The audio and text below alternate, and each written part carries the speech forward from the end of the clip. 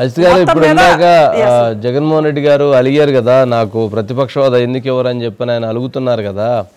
మరి 2014 నుంచి 19 మధ్యలో ఆయనకి ఆ రోజు 70 స్థానాలు 67 వచ్చినాయి కదా.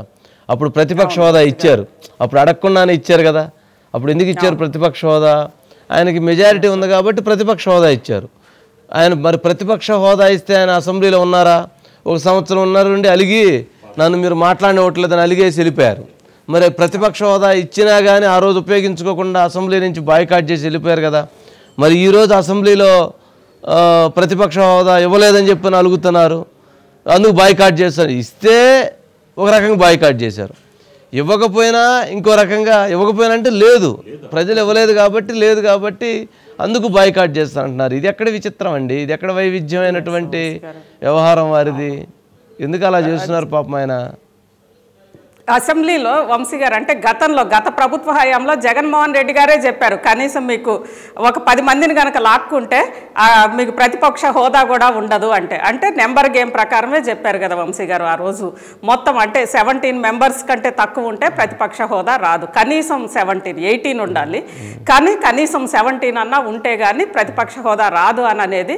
ఒక 10 మందిని మేము ఇటు లాక్కుంటే మీకు 17 మంది కూడా ఉండరు, మీకు ప్రతిపక్ష హోదా ఉండదు, మా వాళ్ళు లాక్కోమంటున్నారు, నేనే వద్దంటున్నాను అని చెప్పి అసెంబ్లీలో వంశీ గారు రాష్ట్ర శాసనసభలో శాసనసభ చట్టసభలకి సంబంధించిన నిబంధనలకు వ్యతిరేకంగా ఆ రోజు జగన్మోహన్ రెడ్డి గారు స్వయంగా ముఖ్యమంత్రిగా ఉండి ఆ మాట అన్నారు వంశీ గారు. ఒక 10 మందిని ఇట్లా లాక్కుంటాము, మా వాళ్ళు వద్దంటున్నారు, మా వాళ్ళు లాక్కుందామంటున్నారు, నేనే వద్దంటున్నాను అని అనేది. అదే ఆ రోజు జగన్మోహన్ రెడ్డి గారు చెప్పిన దాని ప్రకారం 10% ఉండాల్సిందే. ఆ 10% ఈరోజు లేదు. దానికి సంబంధించి వెంటనే తనని బెదిరిస్తూ లేఖ రాశారని చెప్పి ఈరోజు స్వయంగా స్పీకరే రూలింగ్ ఇచ్చారు వంశీ గారు. అంటే 2000 కనీసం ఈ ప్రమాణ స్వీకారానికి సంబంధించే స్పీకర్గా నేను ప్రమాణం కూడా చెయ్యలేదు. ఆ సందర్భంగానే మీరు ఆ రోజు స్పీకర్గా ప్రమాణ స్వీకారం చెయ్యక ముందే నన్ను రూల్స్, నన్ను నిబంధనలన్నీ కూడా పక్కన పెట్టి నన్ను హెరాస్ చేశారు. ముఖ్యంగా ముఖ్యమంత్రి తర్వాత నాతోటి ప్రమాణ స్వీకారం చేయించలేదు అని చెప్పారు, రాశారంట వంశీ గారు. అందులో జనరల్గా ప్రమాణ స్వీకారం మాజీ ముఖ్యమంత్రి హోదాలో ముఖ్యమంత్రి మంత్రుల తర్వాతే మాజీ ముఖ్యమంత్రి. గతంలో ఎన్టీఆర్ విషయంలో కూడా అలానే జరిగింది వంశీ గారు.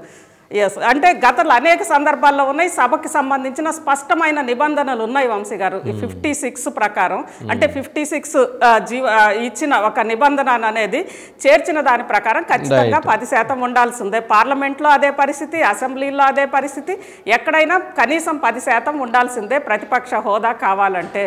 ఆ సందర్భంగానే గతంలో వంశీ గారు పార్లమెంట్లో కూడా కాంగ్రెస్ కంటే కూడా ఆ రోజు టీడీపీకి ఉమ్మడి రాష్ట్రంగా ఉన్నప్పుడు ఎన్టీఆర్ హయాంలో టీడీపీకి ఎక్కువ సీట్లు వచ్చినందుకు ఆ రోజు టీడీపీ అయ్యింది వంశీ గారు.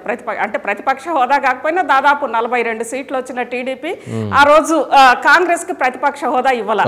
అదేవిధంగా అనేక సార్లు ఏ రాజకీయ పార్టీకి కూడా ప్రతిపక్ష హోదా లేని పరిస్థితి మనం చూస్తానే ఉన్నాం. సరే కానీ అవన్నీ ఒక విచిత్రమైన వ్యవహారం అది.